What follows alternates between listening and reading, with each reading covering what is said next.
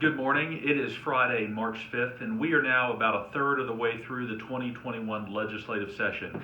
A lot continues to happen at the Capitol. Yesterday, the House Judiciary Committee approved Senate Bill 275, which is the Intermediate Appellate Court. The bill was a little bit different than it passed over in the Senate in that it now has one panel with 3 judges on it. But this is an important bill that the West Virginia Chamber has long been supportive of. It should help clear up some of the congestion in our circuit courts and should free up the West Virginia Supreme Court of Appeals to spend more time writing signed opinions that go into a much greater in-depth exploration of law. That bill will now head over to the House Finance Committee for further approval, and since it has been amended, it will ultimately have to go back to the Senate, where the Senate can either accept what changes the House made, or they could decide to go to conference and work out the differences. Now, yesterday, Governor Justice released his personal income tax elimination plan. I know many of you have been waiting for a long time to see what this plan contains, and we finally got a good look at it yesterday afternoon. So the West Virginia Chamber has been spending time summarizing all the aspects of that plan, and we're also hearing from our members across all the economic sectors that the West Virginia Chamber represents.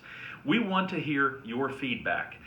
Please reach out to me, Brian Dayton, at bdayton@wvchamber.com with your feedback on how this bill impacts your business. West Virginia's current personal income tax rates are among the highest in the country.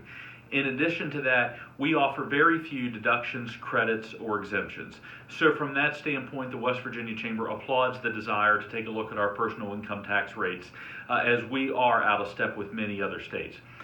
For us, it has always been about what are the details that go into such a plan to eliminate those taxes. We want to make sure that if it is done, it's done in a way that it doesn't hurt the various businesses, the various economic sectors within our state. So we're looking at this bill closely. We're putting a summary together, and important for us to do that is to hear from you, the members of the West Virginia Chamber. We've heard from so many of you so far, but we want to continue hearing from you on how this proposal impacts you. You can read a summary of these bills and a summary of the bill itself from the governor's office in the message that will accompany this video. So take some time and look at that.